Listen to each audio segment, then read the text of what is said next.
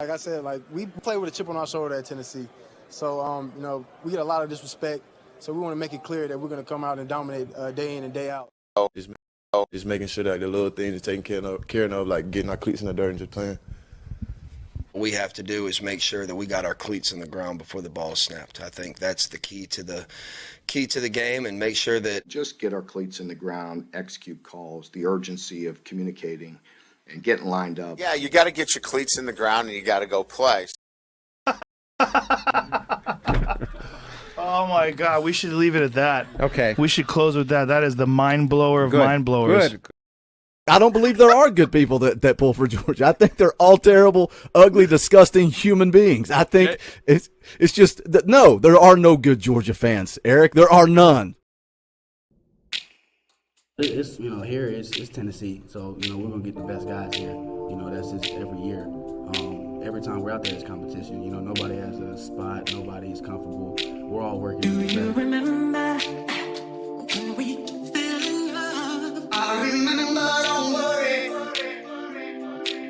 Do you remember? I remember how it all began. How could I ever forget? It's the first time. Do you remember? I can feel it. I can feel it. I can feel it. Coming in the air now. I can feel it. I can feel it. I can feel it. It's coming in the air now. Oh no, we fell in love. You remember the time? How could I ever forget? You remember the time? Oh no, we fell in love. You remember the time? How could I ever forget? Coming in the air now. We fell in love. You remember? Coming in the air now. Our first time, we our best time. It turned into nighttime. I'm sipping on a fine wine, shining like the skyline. Wish I could rewind time and replay it in my mind. Replay it in my mind. Oh, oh. They'll never know this love and how it feels. I never thought love at first sight could feel so real. You brought emotions out I couldn't feel.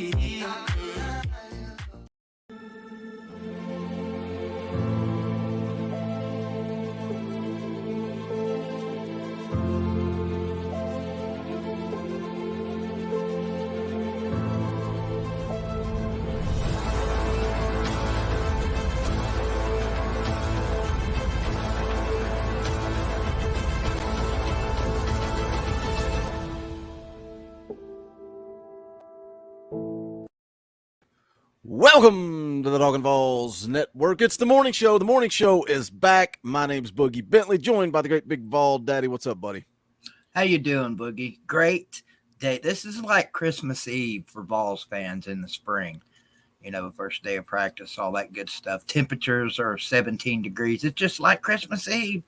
Yeah, it's the first day of spring and it's freezing balls outside. So yeah, it's time for football though. We didn't really talk much about it. Do you get fired up? Like, do you get how excited? What 0 to 100? Fall is 100, right?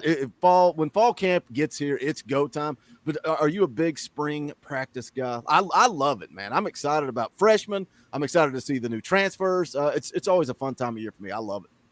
This year, absolutely, yeah. For obvious reasons, the last 10, 12 years, it's been spring practice has just kind of been, okay, here's a little bit of something to hold us over till fall gets here. But this year, yeah, man, this team, they've got me ready, between Joe Milton and Nico and all the other new guys that are going to be here later this year with the new guys that we've got already on campus. Spring is I'm ready, man. I'm ready. Let's jam through the chat. Let's see who the early arrivals were. Innocent Culprit. He was here at 8:16 a.m. Said, let's go. Good to see you in the chat, Innocent Culprit. Angry Titan is here. Good morning, Talkin VAWLS family. Going to try to listen while working in this ridiculous spring weather. Matt Doomit Matt Dumit is in the house. Every time I say his name now, I laugh because I said I always called you Dummit. Big Ball Daddy corrected me. We got it straightened out now. Justin's here. What's up, Justin? Seth is in the house. Says streams this close together. You know, I was starting to think last night, you guys just kept throwing money. I thought I was going to be streaming all night long. I thought I was just going to go straight through to the morning show, but it was always a good time doing the NCAA streams. Ricky D is here. What's up, Ricky?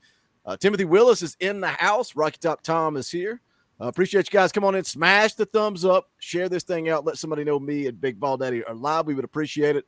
Brad Burnett for 5. Thank you for the super chat. Says GBO, it's the door fee. You see, we kicked everybody out of the club. Now you're coming back. You still got to pay that entry fee. Appreciate the super chat, Brad. Let's talk. It's the morning show. We can do whatever we want. We're going to talk about spring practice. We're going to talk about this roster. We're going to talk about expectations, all kinds of fun stuff. But right before we went live, Big Ball Daddy, we were talking about March Madness. Are you I know there's no way you're a Rick Barnes hater. What do you think about the people that hate on Rick Barnes? Even though you look at history, once out of the last 10 years before this season, he made it out of opening weekend. So I get criticism, but what were you thinking heading into the March Madness versus now? I honestly, to be totally 100% with you, Boogie, I thought we were going to get beat in the first round. I didn't like the matchup with Louisiana, but they came out and proved me wrong. They definitely proved me wrong against Duke. I'm telling you, man, I didn't stream the game because you were and because I had my cousin here. But I'm talking right up to 3 minutes to go in the game. I thought we were going to blow it and lose that game. But to get to your original question about Rick Barnes, I actually talked about this a little bit last night on my Sunday night show.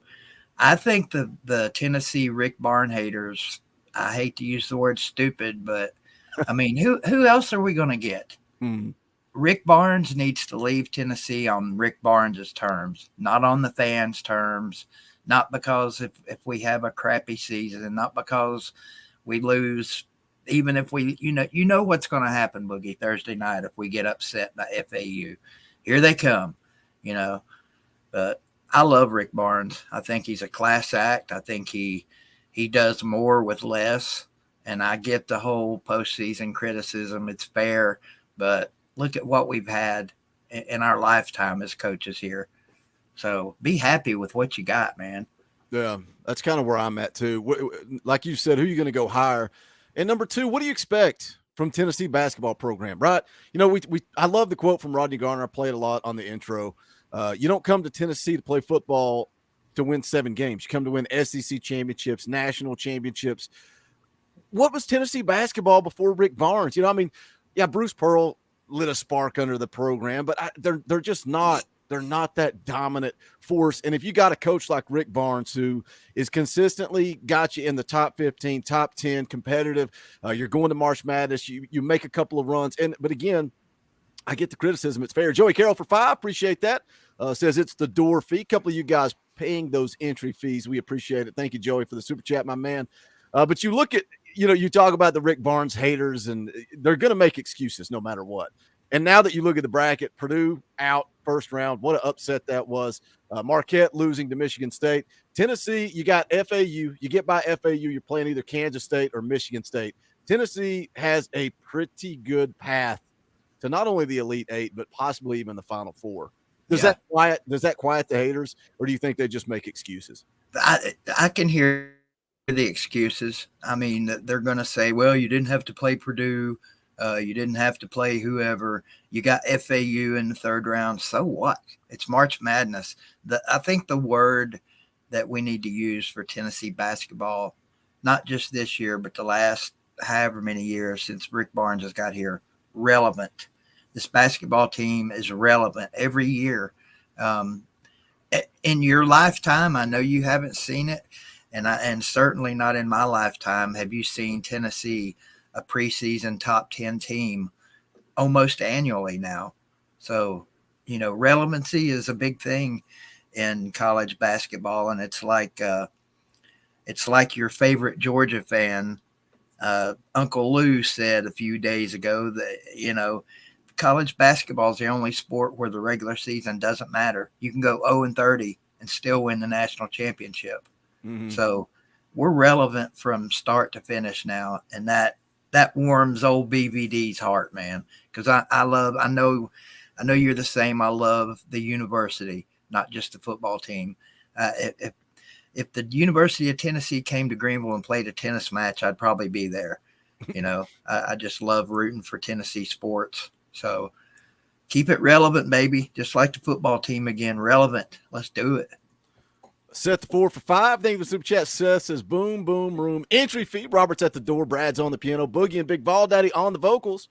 I'm at the bar, so it is happy hour. Seth, did you just drink straight through? Did you start drinking last night during the NCAA stream, and you still just see? I switched from Jim Beam to Rockstar. You gotta have something to come down and something to come up. That's the way the world works. It's what some people tell me anyway. But I don't know, man. Basketball, like you said, the regular season doesn't matter, and that's why I don't get into it. In baseball, you could say the same about baseball, right? But I like baseball, and I've really not even been watching the team a whole lot this year.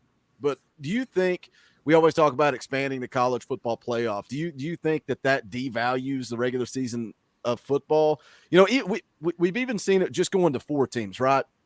Tennessee. God, we have to do it. We have to do it.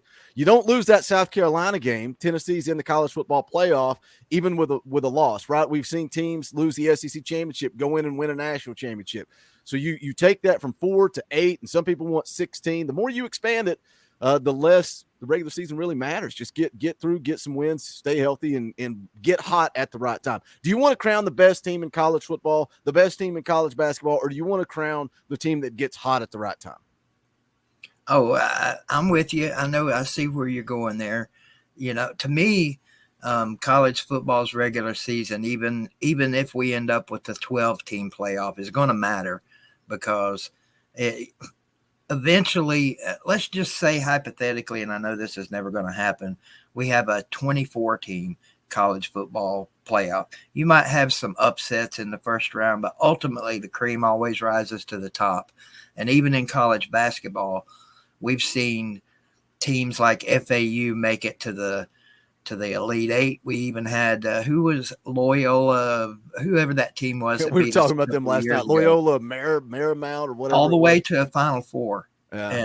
and didn't win. The cream always rises to the top, so it's going to be that way in football, no matter how many teams we have in a playoff. I don't want to see it get too watered down, but imagine if we had even an 8-team playoff last year. Tennessee's in. So you just give us a ticket to the dance, give us a chance. South Carolina, I know what you mean. You hate to bring it up, but we're going to be catching grief from those guys till we play them again. So Tennessee fans might as well get used to it. I mean, it's with Alabama. I don't care that they beat us 15 out of the last 16 years. Guess what? Hold that L, Alabama. What have you done for me lately? So all that matters is the last one, right? Until the next one. All that matters is the last one until we get to the next one. You mentioned South Carolina. We're going to jump into spring practice. We're going to talk about position battles, what we're excited about. But I want to talk a little bit about expectations. And this conversation comes around all the time, right? It's like we do it during the spring. We do it during the offseason. We do it during the summer. We come back to it in the fall. But it's always fun to look at and revisit. And the reason I'm kind of doing it now is because FanDuel put out their over-under for Tennessee at 8.5 wins. And then J.D. Piquel over at On3 was talking about it. I made a video on it yesterday. So when you look at the schedule, and South Carolina, that one's circled. That one is circled on my freaking calendar. I cannot wait to beat their brains in. It's a game that we shouldn't care about, but now we do. It's one of the big ones. But what do you think? 8.5, you taking the over, you taking the under, and then we'll kind of jump into who do you think the losses could be?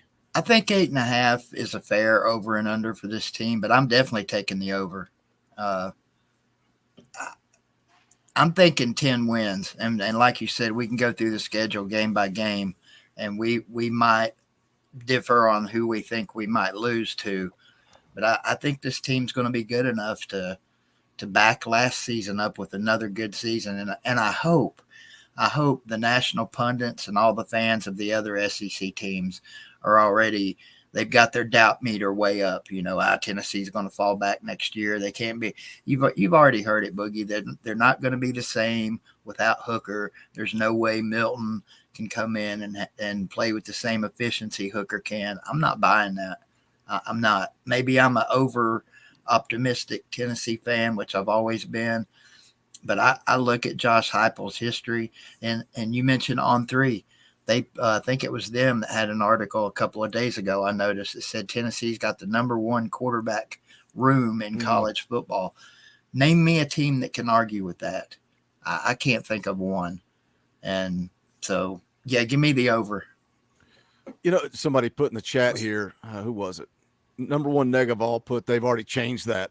Now the over under is shifted to 9.5, which that's interesting, man. 9.5, because the On3 video they made all the right points. They made all the right points. Does the offense, I think Joe Milton's going to have success. I do. And I think something that JD Piquel, who I think he's a Tennessee guy, man. Every time he talks about the Vols, he's very optimistic about them. But he talked about, we see different schemes. Josh Heupel, he knows how to utilize his talent. And we've heard it in the past that other coaches are we're going to get the ball to playmakers in space and do this and that and utilize our personnel. And they trot the same freaking people out there and do the same thing no matter what the personnel is. Whereas I feel like Josh Heupel, the offense looks a little different between Hendon Hooker and then when Joe Milton came in for Vanderbilt and also for the Orange Bowl. And some of that could be with the Orange Bowl, could be that Alex Golesh was gone for the Orange Bowl. His fingerprint, was off the offense at that point. But ultimately, it's Josh Heupel's offense. But the question you got to look at for the over under to me is quarterback room, like you said. What do you get out of Joe Milton? The secondary, but the offensive line's a huge question mark for me too, because you got to replace Darnell Wright. You've got 2 big transfers coming in. Can they grasp the offense? That's you're coming in, you got a spring camp and a fall camp to learn this thing and be ready to go. And then you got to factor in the fact that it's up tempo, right? Are these big? Is the kid from Miami, John Campbell, is he going to come in shape, ready to go fast? And then Andres Carrick from Texas, is he going to come in ready to go fast, ready to operate in this offense? But let's talk about, what'd you say, 9 wins? That's kind of where I'm at. I'm at 9. I actually said 10, but, would you be happy with 9 this year? Would you be satisfied with that? I know it would depend on who the 9 were. Right. I think so. I think we have to be, don't we? We can't, and that's, I keep going back to what we said when Josh Heupel got here, right? It's, hey, it's going to take time, boys. 6 years. We got to be patient. He comes in, he's like, hold my beer, watch this. I'm going to go win 11 in year 2. And now all of a sudden it's, well, Tennessee needs to win a national championship or I'm going to be pissed and ready to fire Josh Heupel and all this nonsense. But I think getting the schedule back up there, Alabama and Georgia, those are 2 games that Tennessee can lose. And I get it. It's like the Florida game to me. The Florida game to me is a tough game. You're going on the road to play Florida. I know it's not the Florida of old, but everybody acts like because we won last year that Tennessee's just dominant now, right? We own Florida, and Tennessee should win that game. But can they lose it? Yes. Absolutely. The big thing to me, you look at on the road against Florida, on the road against Alabama, who the way we think about that South Carolina game is the way Alabama is thinking about us. On the road against Kentucky, I know we're Kentucky's daddy. You're still going on the road, playing a rival that you never know what's going to happen. What does Texas A&M look like? It's like you said, and again, talking about our old buddy Lou. When he put out his season prediction last year, that's what led to him coming on the show, because I thought that was a great video. And he made a great point in it. It's easy for us to sit here and go, Tennessee will win 9 games. It's way harder to break it down game by game and predict which games they're going to lose. Who in the world had Tennessee beating Alabama but losing to South Carolina? Nobody had that on the bingo card, right?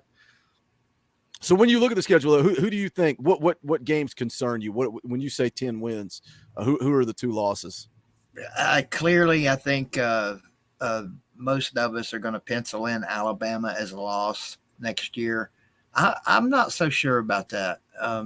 Got to keep in mind, and I know we're in 2023, the Tennessee-Alabama series has always been streaky. It's been many, many years since Tennessee won a game one year, Alabama won a game the next.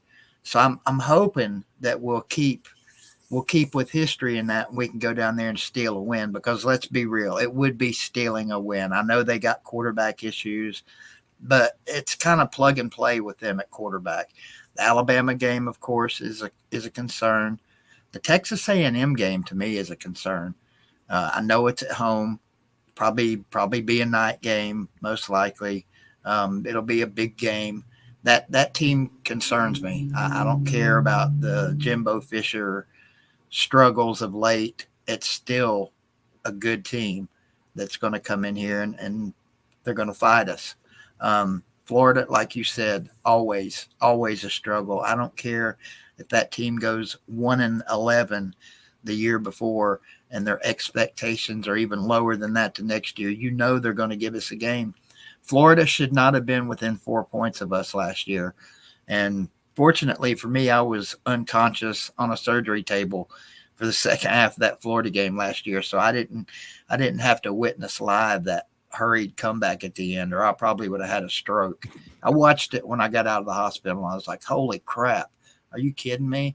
That was such a typical Tennessee-Florida game, but we managed to find a way to actually hang on and win that one. That one's always a concern. Georgia,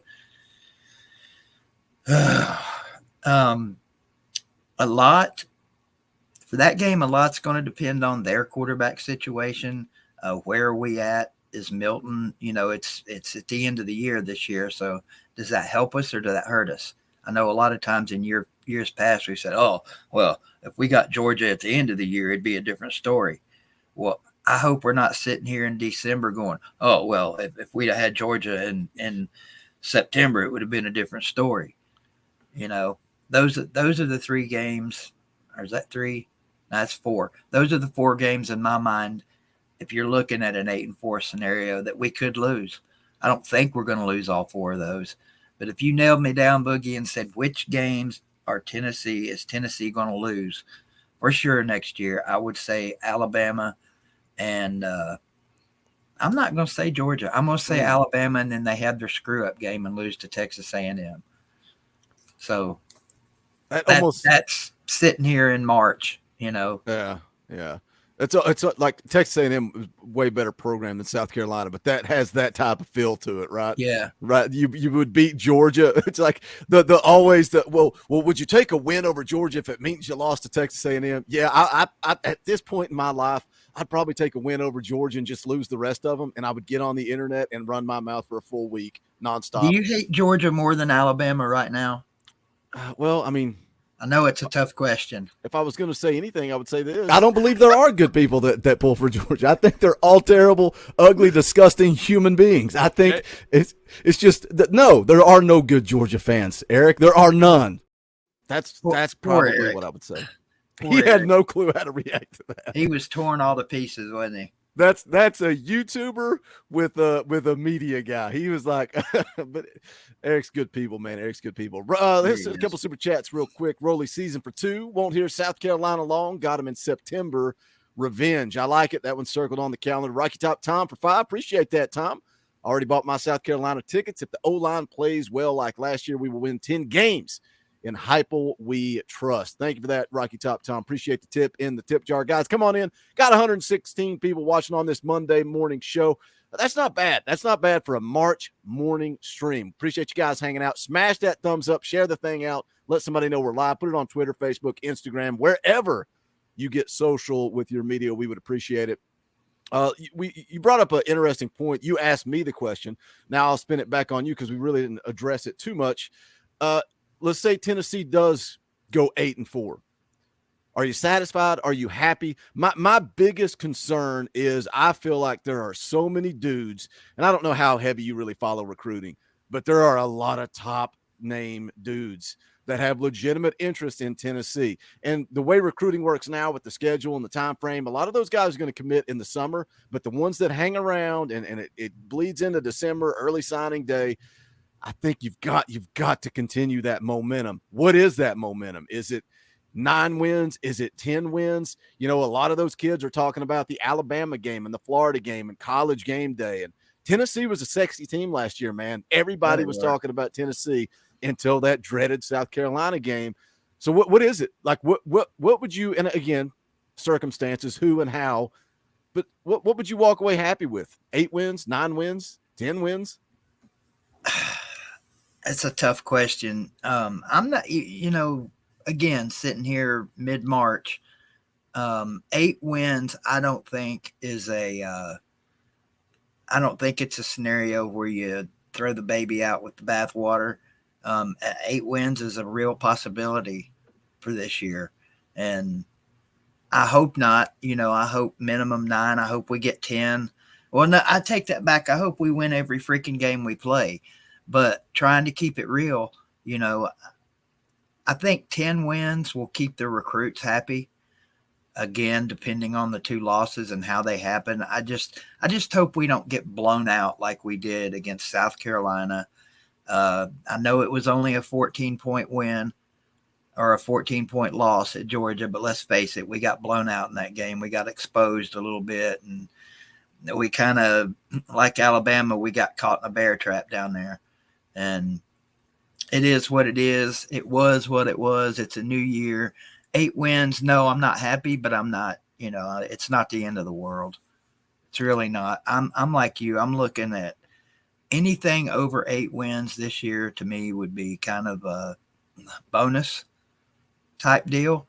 I'm looking towards next year and how many of those 5 stars that we've got looking at Tennessee that in years past just snubbed their nose at us. We've got a real chance, and I don't follow recruiting anywhere near like you guys do here. We've got a chance, I think, in the next coming years to be the next Georgia or Alabama when it comes to recruiting, to pull in 3 or 4 or 5 stars. We start doing that, and college football better sit up and recognize. They better sit up and recognize anyway, but that starts happening, it's trouble for the rest of the SEC. That's why I feel like a lot of people in this chat say it too. 2023 is kind of this weird year. 2024 is the year. Nico going to have a full year in the system. And I think that's the selling point, because some of these big time recruits, offensive players, wide receiver, tight end, they're looking at Nico, right? They're not looking at Joe, because Joe's going to be gone when they get here. So, but I still think it's important to continue that momentum, continue to win. We're going to jump in and talk about spring practice. Got a couple of super chats for early season for another 5. Appreciate that. Alabama is like your rival in karate. Georgia is the street thug that smacked your mama. Can't respect someone who slaps mama. The reason why, I'm pretty sure I probably said this on air before, but the reason why I hate Georgia, man, is because they didn't do anything. They didn't do nothing. And they were so arrogant and so cocky, and all they had was Herschel Walker. Like, that's it. That's all. That was their claim to fame. And they never shut their trap, ever. And now it's worse because they're back-to-back national champions. So now they do have something to talk about, and that makes them even more obnoxious. I had a buddy in high school that was a big Georgia fan, and he never shut up, and his dad loved Georgia, and he never shut up, and I just got sick of it. That's why I've always hated the Georgia Bulldogs. Always, always, always. Here's a $10 super chat from John Hill. Thank you, John. If Milton is successful and if our DBs are better, then the sky's the limit. We have to see what we have after spring and into fall. Next year will be exciting. GBO, thank you, John. Appreciate that. I'll update the leaderboard, get John down here for top donation of the stream. Look at Micah Bush. Micah Bush last night, $250 super chat. Some of you guys are nuts, but I love you for it. I love your craziness, and I appreciate the support. Thank you, John, for the $10. You were going to say something there about Georgia, Big Ball Daddy. What were you going to say? Their fan base has always been my least favorite in the SEC, just based on personal experiences going to games over the years.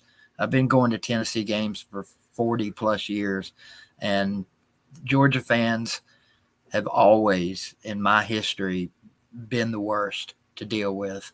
And now that the internet's here and they have multiple platforms to be Georgia fans, it's just it's like you say all the time. There are no good Georgia fans. Yeah, we got some good Georgia people, in your chat. You've got a bunch of them. I've got a ton of them that come into my chat. I don't have the huge Vol family that comes to my channel like you do. Most of the people that come to my channel right now are from other fan bases, and I'm working on that. I don't want rid of those guys. I want more of our guys over there. But the Georgia fans, the word that comes to mind, insufferable. that is the perfect way to describe one national championship was like, okay, that was like Tennessee got a major gash in their chest, And that first national championship for Georgia was like them pouring salt in our gas. The one last year was like just ripping the whole thing open and dumping a gallon of alcohol in it and lighting it on fire. If they get a third, Boogie, I'm Oh, out. Lord have mercy. I'm out. Just shut down the YouTube channel and disappear. It's time to go. It's time to find another planet or something, because they will be impossible to deal with. But that's not happening.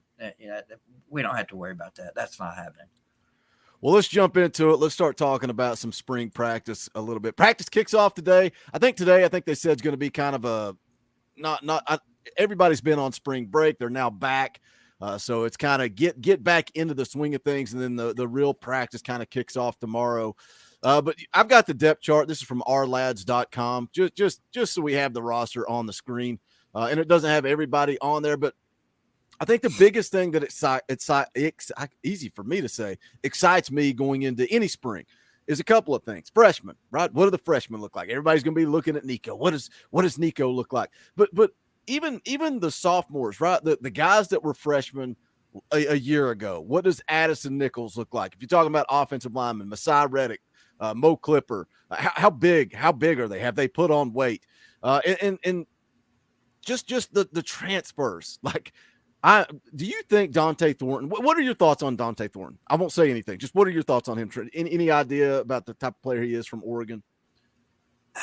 I'm hoping that he's going to come over here and just stick him in the ground, and he's an automatic impact guy. But we need those portal guys to be like that. The guy from Brigham Young. You're the name guy here, Boogie, and I know I'm sitting here looking at all these names, but I got to be honest. I do not follow recruiting and transfer portal news like you guys do. You guys, like, you're married to it. So I just kind of catch the headlines. I know some of the bigger names, mainly from watching you. The kid I'm looking for, and he's not a portal guy at all, or even a young guy anymore, is the Herring kid at linebacker. Mm-hmm. And getting his brother was great, of course. I'm looking to see what those two guys do. Where they at on here? It's kind of small for me to see, so, and dark. Let me. I can do this. I hope I'm pronouncing it right. Arian Carter. Yeah, Arian Carter. And no. There's your defense. So your starter's likely going to be Aaron Beasley, and Keenan Peely is the linebacker from BYU that you're talking about. I like Keenan Peely coming in because, dude, he's like a 35-year-old man. Like, the kid went on the Mormon mission, whatever they do. So it's life experience, right? I mean, there's a big difference. I don't know exactly how old he is. He's probably 20, 25, 26. There's a difference between a 25-year-old and a 19-year-old. There is a huge difference. Not just physically, but mentally. I think him and Aaron Beasley are going to be solid. And then, like you said, Elijah Herring. I'm interested to see Caleb Perry. A lot of people talking about Caleb Perry going into his sophomore year. But you can see, and again, this is ourlads.com. They've got Arian Carter predicted in the 2 deep. But I think Elijah Herring, man, he got some legitimate play time last year, had a couple of sacks. Yeah. He's a good ball player. I think he'll be a key role player this year. Excuse me there. I'm looking at the chart here and trying to figure out who I would like to see, at linebacker. Too bad we don't have an Al Wilson we could throw in there, right? Well, can Arian Carter be an Al Wilson? Look, Boogie, let's be real. Nobody can be an Al Wilson. That's true. There'll never be another Al Wilson, I don't think, in college football, let alone at Tennessee. But yeah, why not? I mean, it may take him an extra year to become that Al Wilson type guy, but I think we definitely need somebody like that in the locker room that can jerk these guys up by the collar if things are going a little bit sideways, and get them straightened back out. He might be a little bit young for that, but who knows? Peyton Manning came in and tried to do the same thing. You have guys like that us as fans, we never really get to see it just as fans, but it's there. You can see it in the other players, the way they carry themselves on and off the field, especially on game day. I hope Arian's that guy. I If think not, maybe it's Elijah.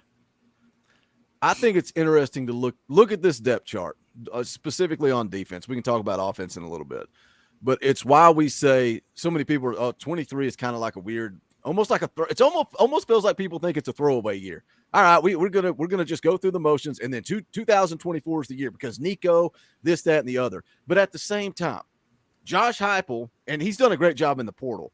Like hands down, what the transfer portal and NIL hit at the perfect time for Josh Heupel to come in and rebuild Tennessee. Perfect time. But for the most part, he's been playing with Jeremy Pruitt's players, right? And so you look at this depth chart and you look at the edge position because Rodney Garner has been recruiting absolute studs at the edge position. But you look at this and you see penciled in the upperclassmen, Tyler Barron, Roman Harrison. When you see those guys, and look, I would love nothing more than to see them ball out. But when I see those names, I'm like, almost underachieving, right? I almost say underachiever. And stars and 5 stars, 4 stars, this, that, and the other. It's all hype. It doesn't matter till you step foot on the field. So can Joshua Josephs, who we saw as a true freshman out there running around making plays, now he's going into his sophomore year. Tyree West going into his sophomore year. James Pierce has also been rumored to have put on a lot of weight going into his sophomore year. Can some of those guys push? And that's why, again, if my wild, weird train of thought, if y'all can follow it, is that why 23 is a throwaway year? Because going into 24, guys like Tyree West, Joshua Josephs, James Pierce, the guys that Rodney Garner recruited, the guys that Josh Heupel recruited are going to be going into junior seasons, right? And now Heupel's guys are becoming upperclassmen, which is why when you talk about coaching change and turnover, it's always 4 years. Give the guy 4 years to fill out the roster. Does that wild dirt path train of thought make any lick of sense to you, Big Ball Daddy? It made more sense 10 years ago but now with the transfer portal, I think these guys, these coordinators and coaches are given less of a leash because you can go out there and get, what's his name? I wish I could remember the kid's name from Oregon, but now you can go, or not Oregon, BYU. Now you can go out there and get those kids to come in and make an immediate impact. And sometimes guys like Jalen McCullough, Wesley Walker, Danico Slaughter, Tamarian McDonald, some of those guys kind of get not put on the back burner, but they get kind of forgotten about because they're not the new, young, sexy guy coming in to help your program when these guys have been here 3, 4 years, 5 years in some cases. I just hope that those guys don't get left behind in the thought process, moving forward. If you get beat out, you get beat out. But these are guys that have put in the time. Like you mentioned when we first started talking about the offensive line a few minutes ago. God, I'm sorry, my memory is half the time. I've had his name on my mind. The offensive lineman that's going to be a pretty high pick in the NFL. Darnell Wright. Darnell, yeah, the guy that came from West Virginia. Guys like him that seem like they were here for 30 years that have put in the time. I don't want to lose focus on those guys. To your original question, I know I get carried away sometime. I don't think 5 or 6 years is realistic anymore. And especially when you come out in year 2 and almost make the playoffs, I think the fan expectation is so high for a guy like Josh Heupel now. If they go 8-4, or dear God forbid 7-5 this year, a lot of fans are going to be standing on the ledge ready to jump off. That's not going to be the case with our AD. He's a smart enough guy, plus buddies with the hype, that he's not going to do anything rash and put Heupel on the hot seat. He's good. Heupel's good. As far as the leash line goes, I don't think it's going to take 5 or 6 years, Boogie.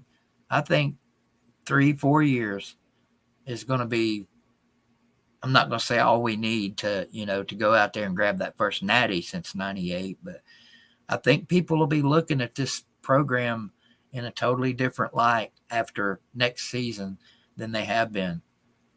I don't know if any of that made any sense to you or anybody watching right now. I tried to put that whole thing together and make it make sense. But We're just a couple of old East Tennessee boys rambling, trying to make sense of it all. But I'm definitely a rambler. But I love it. I love to listen to you ramble, and then I'll ramble, and that's the beauty of having you on the show, because I think we're good. Just the two of us on here, just talking, man. That's why, like, going into it, I'm like, I have nothing planned. We're just going to get on and talk and see where it goes. Yeah. But I can play devil's advocate with you a little bit. And this is something else I do on the channel. I talk out of both sides of my mouth because I love the stories like Jalen Hyatt. Like, you could have shelved him and said, hey, you didn't get it done.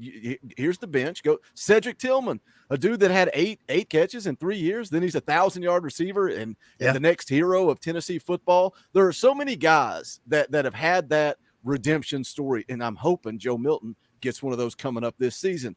But also on the flip side of that, Warren Burrell, he's one of those guys that it feels like he's been on this football team for 17 years, and he's going into his last year. It's the last ride. So I come from a place of, I want one of these young guys. I want Kamal Haddon to pull his head out of his hind end and play some good football, or one of these young guys like Jordan Thomas, or, some of these guys push these upperclassmen, make them uncomfortable. And maybe, I know it's a lot to ask of a freshman, but maybe some of these dudes coming in, and again, it goes back to why 24 is going to be a big year, because you look at recruiting for this past cycle, Jordan Matthews, Ricky Gibson, those are two legitimate dudes at corner. But again, it's all star rankings. The kids, they've never stepped foot on a college field. So we'll see what they do. I want somebody to make Warren Burrell uncomfortable. Because if you're comfortable and you're just sitting there going through the motions, then you're not putting in your best work. It's the old saying, iron sharpens iron, right? It's because, well, if you're pushing and I'm nervous, I got to work harder to get that job. And that's what I want somebody to do. Yeah. That's why Alabama and Georgia keep getting these truck bus loads of 5 stars every year, because they're going to push each other. They're going to make each other better. And that's what we need at Tennessee. As far as Kamal Haddon, that dude, Boogie, last year, I could have choked him half the time, especially in that South Carolina game with all the taunting and you're getting your ass handed to you by South Carolina last year, and he's still out there talking trash. That stuff drives me insane. Maybe it's just because I'm older. Or maybe not, I don't know, but I can't stand to see that on a football field. And I get it. These guys, we live in a day and age where they talk trash to each other. Some of them do, some of them don't, but for the most part, you see it. Everybody's got to dance when they score a touchdown. Everybody's got to give the first down sign when they gain 3 yards to get a first down. My favorite's this one. When a wide receiver drops the ball and the DB gets up and does this. The DB's like, look what I just did. I just watched I just watched Jalen Hyatt drop a 25-yard sure touchdown. I'm great. That drives me nuts, man. But hopefully they jerked a knot in Haddon's hind end, because he's got all the potential in the world. So much talent, man. Yeah. So much talent. But I've said it before on this channel. I think the defense can take a step this year. I really, truly think they can get better, whether that means Tyler Barron and Roman Harrison get passed up at the edge, and we see Joshua Josephs out there, Tyree West, James Pierce, whoever it is. Linebacker position, Jeremy Banks was good. He was physical. He was great against the run. He was weak against the pass. I think Aaron Beasley is an absolute superstar in the making. I think he had a breakout season last year. I think he has the potential to be one of the best in the SEC this year. Keenan Bealey, nice addition. I think he's going to fit well beside Beasley. But Brian Jean-Marie is going to play 4 dudes. We've seen that. They rotate linebackers the same way they rotate the defensive line. Elijah Herring, you mentioned him. I think he's definitely going to be in the 2 deep. The one to watch for me is it Caleb Perry or Arian Carter. And then the secondary, because a year ago, and this is Tennessee. If I ask you just point blank, blunt, how was the defense last year? Simple answer. What would you say? Good, bad, terrible? Average. At best. Average at best. I can't stand a bend but don't break up defense. But that's really what we're dealing with Tennessee right now. Yeah. A lot of people might say that's all you need. Look at the Clemson game. they were running up and down the field on us last year. But when it came crunch time, when they got in the orange zone, we shut them down for the most part. I'm going to stay with that game. Defenses like that drive me nuts. But what are you going to do? I think that's kind of what we're dealing with at Tennessee. Maybe be the same this year. But I think with our offense, if our defense gives up 25 points a game, we should be able to win 95% of our games, because we should be able to score 30 on everybody we play. I think. How many points a game did you just say? 20? I just threw 25 out there. Okay. How many points per game do you think the defense gave up last year? Last year, I have no idea. 29. I don't know. 22. And without that South Carolina game, that number goes way down. Yep. And that is 36. And all this just came to me because I was doing research for a video. 36 nationally in scoring defense.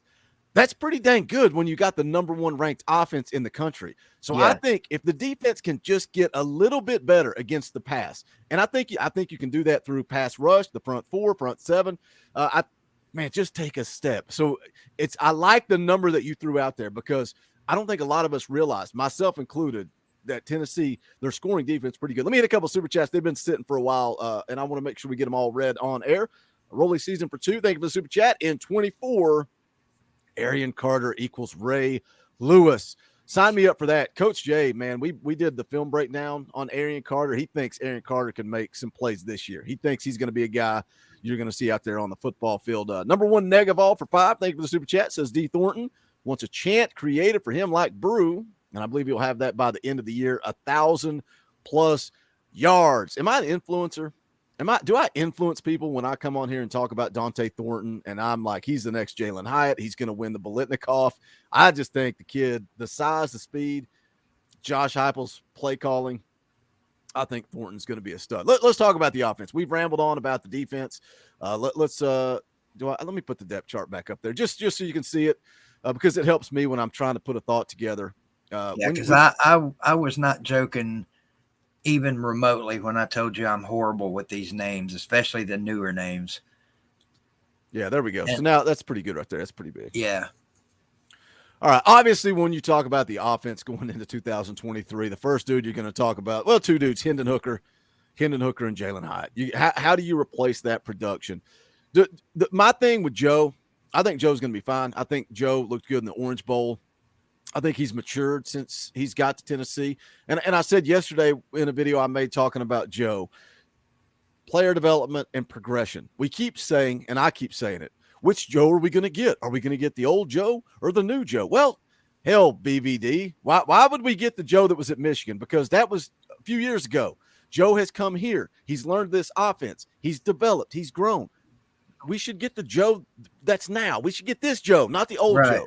Do you think – one thing that concerns me with Joe Milton is the offensive line play because he's not elusive like Hendon Hooker is. Right. So I think that could impact our offense, not necessarily saying, well, this is Joe Milton's fault, but it's just a different dynamic because he doesn't have that escapability like Hendon had. I don't know that we really know whether or not he truly has that escapability that Hooker had. The one thing that I noticed about Milton last year, especially in the Clemson game, that dude can stand in the pocket till the absolute last millisecond. I can't remember a Tennessee quarterback, honestly, maybe in my lifetime, that could stand tall in the pocket like he did those last 2 games. And it scared the crap out of me. I kept thinking somebody's going to reach in and poke the ball out. Somebody's going to hit him in the knees, but it just never happened with him. And, yeah, he got sacked a few times against Clemson, but I think Milton's going to be just fine, to be honest. He's a little bit faster than Hooker on we'd just say on a straight sprint. I mean, he clearly doesn't have Hooker's elusiveness, but if he's doing his job, making his reads right, he may not need it all the time. You mentioned we're not getting the same Milton that they had at Michigan. Same thing with Hooker. You know, that wasn't the same Hendon Hooker that played at Virginia Tech. And that's what we got to hope for this year. And I think I'm not worried at all about Milton. I'll just be honest with you. Maybe I'm what's the word? Maybe I'm overly excited about his play this year, but I'm really not worried about him at all. He showed me a lot in those last 2 games. And I'm not talking about the lack of overthrows. You know, I think that's something that can be coached out of a player. I got no worries whatsoever about our quarterback situation this year. Do you think the first time Joe makes a mistake, the fans are going to start chanting for Nico? I think it's going to happen. I think no matter, unless Joe just goes out there and plays flawless, which is football, it ain't going to happen. Joe's going to make mistakes. He's going to make mistakes. Everybody does. Yeah.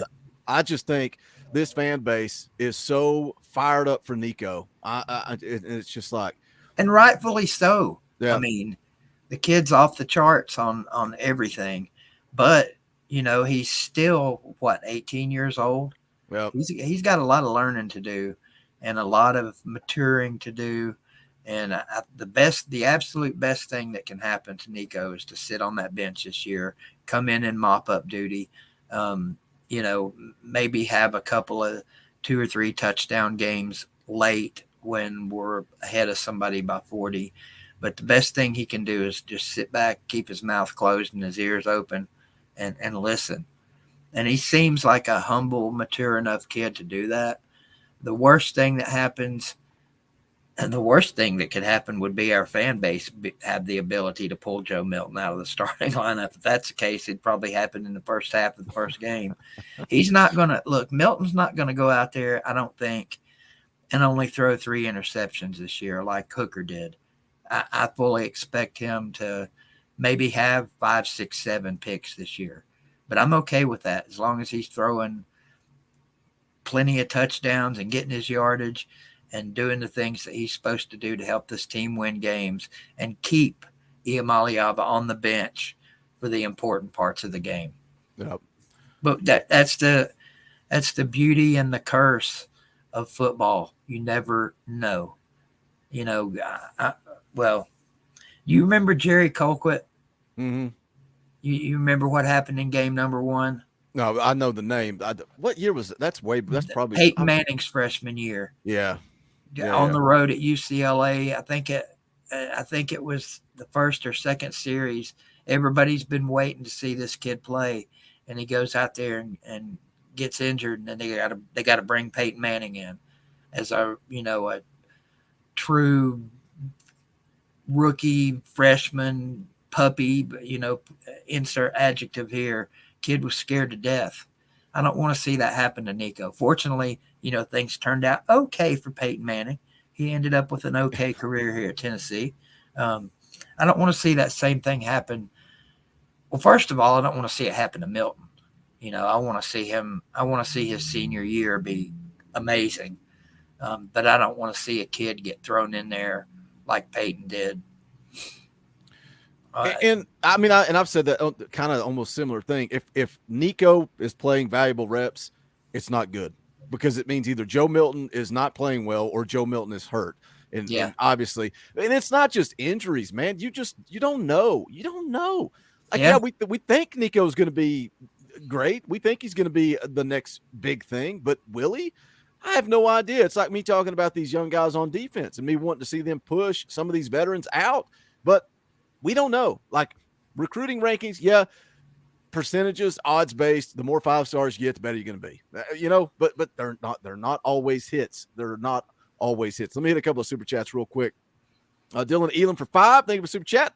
We had walk-on DBs playing late in the fourth quarter of the Alabama game. Guys need to stay healthy, and our senior DBs need to step up or step out. I agree with. I want those upperclassmen, man. I kept saying somebody needs to take the bull by the horns and scare Warren Burrell, and I still think that. I still believe that. Dylan Plowman for 5. If Cam Newton can win a natty being a horrible passer, Big Joe should be able to win 10 games with all those weapons. If he can't start running, it's over. Oh, if he can start running, it's over. Thank you, Dylan, for the super chat. Appreciate those guys. I like Joe running the quarterback power or running the straight speed option. I don't think he's going to run the read option type of stuff like Hendon did. I don't think you're going to see that. but I think Joe can run the ball. I mean, we saw it. Yeah. What was it? A couple of spring games ago, he had the long touchdown run they put out in the highlight. He's quick. He can run. I don't think he has the acceleration or the elusiveness is the word we keep using for Hendon, but that's the best word. I think it's just athleticism, that quick twitch cuts. I think that's where Hendon really shined. But Joe can run the football, and I think they'll utilize him in the run game. Which, go ahead. Let me ask you this, Boogie. Spring practices here, 15 practices we get, or 14 in the spring game. A lot of people get, in my opinion, too excited about the spring game. They'll go out there and they'll say, like, it's going to happen. This is going to happen this year. Nico's going to come out and throw for 3,000 yards in the spring game. He's going to run for 5 touchdowns and 200 yards. And everybody's going to be, Nico's got to be starting. I think people read entirely too much into spring games, and they forget that it's really just a practice. It's really just a culmination of what they've worked on. And that scares me about this year's spring game. I don't want our fan base to get too overly excited about what they see. And on the flip side of that, we don't want to see Nico and Milton come out and perform horribly either. I'm just glad we're going to have an actual game type spring game instead of that crazy crap that they've been doing. Yeah, which speaking of, I've announced it multiple times, but we're doing a Talkin VAWLS tailgate at the Orange and White game. We'll be in G10 parking garage at 11 a.m. The game's at 2:30. Who was it? John Jancic's son. What was his? Is it Jack? I can't remember his first name. He had a couple of big catches in a spring game, and everybody's in the comments, in the live chat saying, Boogie, what do you think about Jancic? And I said, well, I think he's a walk-on that will never play a single down. So it just, I get it. People get excited. Harrison Bailey, everybody arguing with me about Harrison Bailey. Everybody tell me how dumb I am. Everybody tell me Joe Milton sucks. Now they're in the chat and in the comments saying Joe Milton's the man. Joe Milton's going to be awesome. Joe Milton's going to win the Heisman. Joe Milton first-round draft pick. I'm like, where were all you guys at when I was praising Joe Milton for his athleticism and his arm? It is what it is. Sometimes the fan base is great. Sometimes the fan base is horrible. But I think we've got a pretty good group of people hanging around us here on YouTube that they understand what's going on. They understand, but people get excited. Where is I've never heard you say this. Where does Coach Jay come from? Like, is he a high school coach? Did he coach in college somewhere? I don't know how much I can say, Coach. Yeah, he's a high school coach in California. Okay. He's been around Young. He's been around Nico. He's been around some big time players out there. He's a defensive coach. Works a lot with linebackers. So when we do those film breakdowns, when he breaks down defensive guys particularly, it's a lot of fun. Like it's. We're two old East Tennessee boys. We love Tennessee football. We know what we're watching, but we don't know the in-depth details that Coach Jay kind of goes into. Just a different variety of content for the channel. It's a lot of fun. I really like the live ones, which we're doing one Wednesday for Shamrod Umarov and Stanton Rammel. Going to break that down live. So that'll be fun Wednesday night. But yeah, he coaches out in California. It's a good way to learn. I've had the good fortune of being around high school football for the last 10 years doing my Greenville stuff. And I've learned a ton of stuff just hanging out with those guys in the coach's office before and after games. I still have a long way to go. I've loved football my entire life, over almost 50 years of watching football, but I still have a very small grasp of what's actually going on out there, X's and O's wise. Because I wasn't a good football player as a youth because I hated running. So I just that's why I quit playing baseball. Running. I quit playing baseball because I didn't want to run. I was a baseball guy. We didn't have to run that much in baseball. Shoot, God, well, hit home runs and shag balls at first base. Very minimal running. But the thing is, man, I hate the mindset of, well, you didn't play, so you don't get an opinion. Well, you didn't do this. It's like, no. Everybody gets an opinion. Everybody can talk and have a good time. And how many people can't play a guitar or a bass or a set of drums, but they can hear good music when they hear it? Yeah. That's an analogy I like to use a lot of times because I can't coach a football team. I wouldn't be a good peewee coach just because I don't have a long enough fuse, to deal with the kind of parents you have to deal with nowadays. But I still understand what I'm seeing on the field. Mhm. I can recognize, hey, that's not a you didn't do a good job there, buddy. Yeah. So I don't think we have to know football inside and out to be knowledgeable fans. If you could only be a fan if you played or had that inside knowledge, there'd be about 102 people sitting inside a Neyland Stadium instead of 100,000. Yeah, So exactly. it's almost like the dumb argument. Well, you didn't go to the university, you can't be a fan. There was exactly some dude. what I was getting ready There to was say. some dude that used to comment on every single video and say, "Boogie, when did you graduate from Tennessee?" I'm like, I don't know, man. I graduated from the school of YouTube. I can get on here and talk about Tennessee anytime I want to. So yeah, that's always a dumb argument too. I've spent enough money in my lifetime on UT memorabilia, tickets. I mean, you name it, anything with a power T on it in my lifetime that I could have probably paid for 4 or 5 kids' tuition at Tennessee.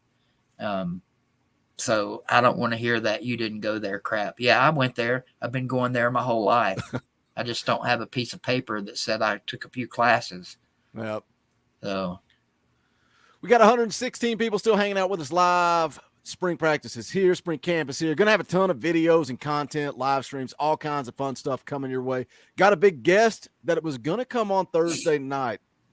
I don't know what we're going to do. Tennessee is now playing on Thursday, but they don't play till 9. But this particular person, they may be busy leading up to the game. This mystery guest of mine that's going to be on the show, he may have some work that he needs to do. So I've got to get with him and talk to him, and then I will let you guys know. We may push it to next week. I may see if he wants to do a different time. I don't know. I got to talk to this dude for the big mystery guest. Has anybody guessed correctly yet? A bunch of people. I basically said it on air last night, but I private my NCAA streams right after I go off air, so I say stuff on those that kind of spoilers.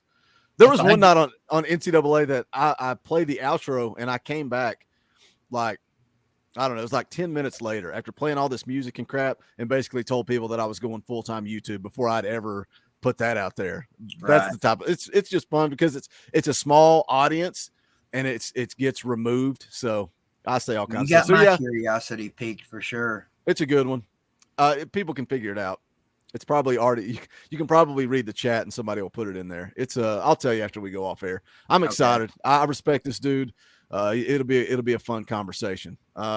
Anything else on offense you want to talk about? We talked about Joe Milton. We talked a little bit about the receivers. What do you think about Dante Thornton? For me, I think Squirrel stays in the slot. I think Brew's on the outside and Dante's on the other outside.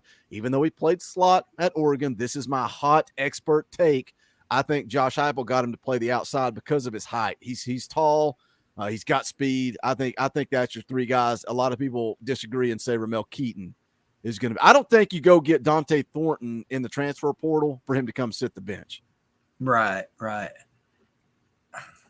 You got me on all the different slots and whether they're going to play inside or outside and all that stuff. But I think with the addition of him, we're stacked and we're fine at wide receiver again. Ramel Keaton, Squirrel. How big of an impact do you think he has this year? Squirrel, I think he's going to be. I think huge. I would be all on that train, saying he's going to be the dude if they hadn't got Thornton. I'm just so excited about Dante Thornton. But dude, I think Squirrel and Joe have that chemistry, and that's something that Joe Milton said in his amazing interview that he did with Austin Price on the Vol Club Confidential. And Joe talked about timing and chemistry with your wide receivers.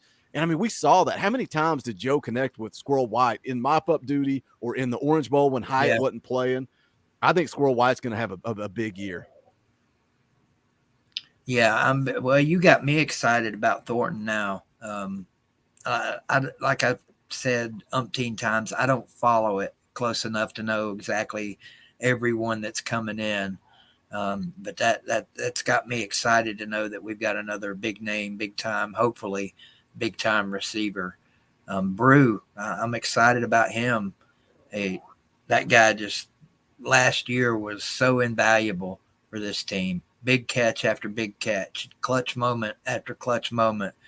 We need that again this year. We haven't talked about the running back situation. You tell me, you're a name guy. You know who all's probably on the roster. Give me our top 3 running backs this year. Well, I mean, you're returning everybody. I mean, you got Jalen Wright. Jalen Wright led the team in rushing last year. Jabari Small, Dylan Sampson, all 3 are back. The freshman that sparks my interest is Cam Seldon, because he's a big dude, 6'1", 210, and he's quick, dude. He is fast, and he's kind of like a hybrid guy. He was listed as an athlete. The question was, is he going to play wide receiver? Is he going to play running back? I want to see him get some touches, almost like Dylan Sampson did last year, right? You see it, and you can see, okay, this kid's going to be special. I think maybe Cam Seldon is the same type of guy. I don't know. I think Jalen Wright hits 1,000 yards this year. I think if he just protected the football, he's going to get more carries. I think he's better than Jabari Small. But what do you know? Why did Dylan Sampson not play in the Orange Bowl at all? He returned kicks, and that was it. That surprised me. No idea. He didn't seem to have he's a little guy. I mean, a little guy that got knocked around pretty easy last year. I don't know if you got me, man. Wright scares me with his ball protection. Hopefully they worked on that and they've got that remedy. But every time he touched the ball last year, it scared the crap out of me. For some reason I was thinking he was gone this year. So if we've got all 3 of those guys back, we're set. And then you're Cam Seldon. Of course, you got this guy. You got some other freshman running backs, Deshaun Bishop, and everybody gets mad because I'm just not sold on. I'm not sold on Khalifa Keith or Deshaun Bishop, really either one. I think Deshaun Bishop was a fallback guy, and they didn't get a certain commit, or they were looking at the kid from South Carolina. They looked at a lot of running backs in the portal. That tells me something. And they didn't get any of them. So I'm kind of like, clearly it's like they were looking for offensive tackles. They were looking for a wide receiver. They were looking for a running back, a linebacker, and somebody in the secondary. And they missed. And they continue to miss at running back. And that concerns me. I'm always asking why. Why do we keep missing on running backs? Like, wide receivers, they're lining up at the door to come play here. But why do we keep missing? Because Tennessee runs the football. It's not like Josh Heupel just throws it. I think that's the biggest misconception about Heupel's offense in the fan base, but you wouldn't think that would be the case with kids, potentially coming here to play. You would think that they would be more educated. Maybe that's it. Maybe they think, why do I want to go to Tennessee? All they do is throw the ball, 500 yards a game. What are we, 60% running the ball? Close to it last year?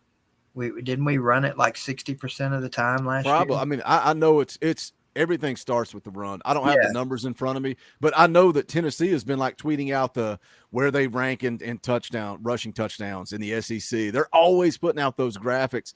So maybe it is. And when they're recruiting these kids, they have to sell them on that. They have to say, look, here's the numbers. It's just weird that they keep missing. And is it Jerry Mack? Like, what is it? I don't know what it is. That's what I want to know. Why do we keep missing?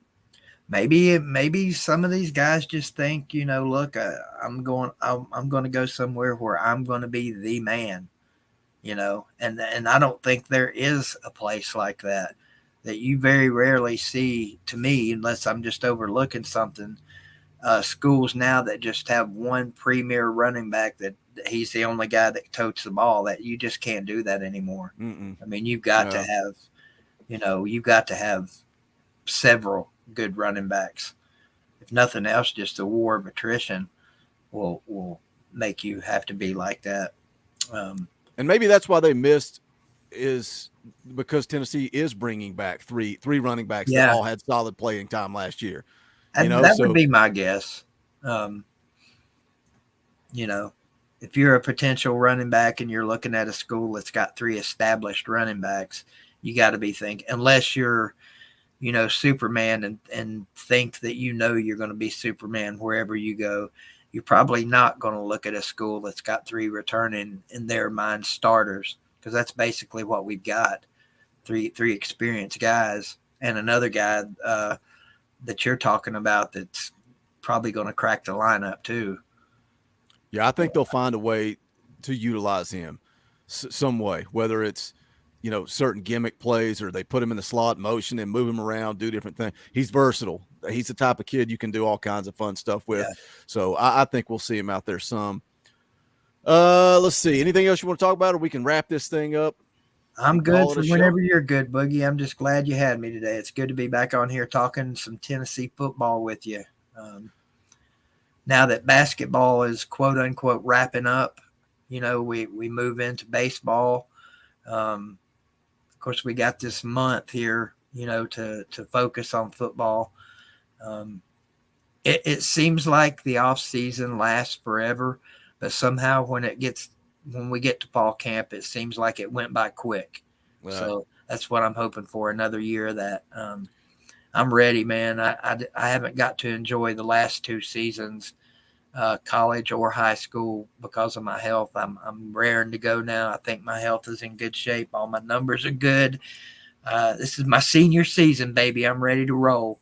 It's a money year. It's a money year. We're gonna get you drafted in the first round. There you go. I love it's the timing. It's like you get spring, and then now that I'm so heavy covering recruiting really picks up in March through, you know, July. Really, recruiting's pretty hot and heavy, and then once August is here, it's go time. It's full steam ahead for football. I wish I could get into recruiting like you guys do. And it'll break your heart, that's for sure. That's 100% why I can't follow it, man. It would drive me batty. I already spend enough of whatever time I got left on earth stressing out over what an 18 to 22-year-old is going to do on an athletic field. I don't need that any off season. Yeah, dude. It's the Carnell Tate drama, which is good for content, but if you don't realize what it is, it'll stress you out. Guys, you know what to do. Smash the thumbs up before you get out of here. And go check out the merch, bonfire.com/store/Talkin VAWLS. We got this new shirt out there. I told you guys we don't always get political around here, but we got a huge election coming up in 2024, and there's only one vote. That is Boogie and Dauber in 2024 for the fans, by the fans, endorsed by the Talkin VAWLS Network. That's the new one that's out there, but you got the Old Faithfuls as well. I still love that business scoreboard shirt there for Tennessee, Alabama. Vols by 50. State Pride is a hot seller. Any and all sport, we appreciate it. Also, thank you to the members of the channel. I say this on all the videos, so I'm going to go ahead and say it on a live stream too. You guys that are members of the channel, you're the reason why I'm on here with Big Vol Daddy at 10 o'clock on a Monday morning, because I can do this full time, and it's because of those memberships. We get to the off season, content's not as hot. It's just not. It is what it is. I pinned a comment at the top of the live chat. There's also a link in the description. You can become a member of the channel. It's only $1. It's $1 a month. We are less than 50 subscribers away from 20,000. I'm still trying to figure out if I can get half of you guys, half of the 20,000 to join at the $1 tier. We're going to be living the dream around here, and I would appreciate it. But if not, that's cool. Smash the thumbs up. Hit the comment section. Let us know what you're excited about this spring. But that's going to do it. Make sure you guys go sub up Big Vol Daddy. Just put in Big Vol Daddy on YouTube. Go give him a sub. He's always live streaming, dropping content. We're going to try to do some more collaboration stuff back and forth on my channel, on his channel, once we get into football season. But it's always a good time, buddy. I appreciate you coming on, hanging out, talking Tennessee football. It's always an easy one. Always an easy one. Easy to talk Tennessee football with anybody, and it's especially easy with you. And you are the only person that I would get up at 9 o'clock for on a morning to come do a show with. I used to do a morning show years ago, and I'm not a morning guy, you know. So you're the only guy that can pull me out of bed that early. Well, I always laugh. You're like, dude, I hate mornings, but I'll do it. And I always laugh because our text exchanges are always you texting me after I'm asleep, and then me texting you before you wake up. That's how we interact. But go sub up Big Ball Daddy. He is the OG. I appreciate you coming on, buddy. That's going to do it for Big Ball Daddy. My name is Boogie Bentley. This is the Talkin VAWLS Network. Go Big Orange.